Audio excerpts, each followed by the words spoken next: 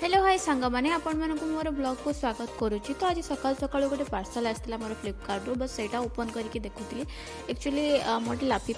मगेली cover bag सेटा check करुच्ची because पूर्व थर जो मगेली ना से मोर फिट ही है। सो एवं जोटा मगे फिट ही फाइनाली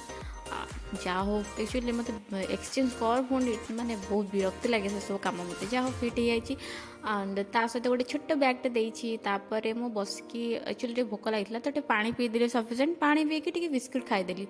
कारण तापर मत कम कर माने लंच प्रिपेरेसन कर बस जीरा बिस्कुट सेटा ही खाऊँ। तापर देखिपे मोर पछरे आमर किचन सेटअपटा अच्छी गोटे रूम एक्चुअली बड़ रूम से किचन सेटअप भी कर दी ओनर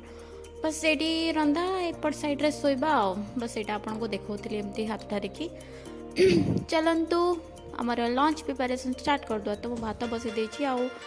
डाली आलू बसई देती एक्चुअली आज किसी परिवा ना तो परिवा आने को भी इच्छा ना तापर मु गाधे पड़ली गाधे की मुंड भी सफा करी सेरम लगे कोल्ड ड्राई करूली बस नॉर्मल कारण जेहेतु स्मूथनिंग करची काले माने हॉट ड्राई एमती हॉट ब्रो कले किसी प्रॉब्लम हम देन से नॉर्मल टिके ट्राई करदेली तापर भात डाली सालाड आलू चोखा मिक्सचर खाईदेली तापर वर्षा है स्टार्ट हो गला तो मुझे शोई पड़ी शोईकी उठला बेलू संध्या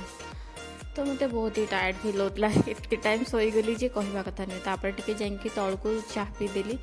चाह पी के आसला मगनीज रू टिके चको मूस नहीं आसली सेटा खाऊँ चॉकलेट मूस खाई सारा किसी ना tata bye bye take care रखुची।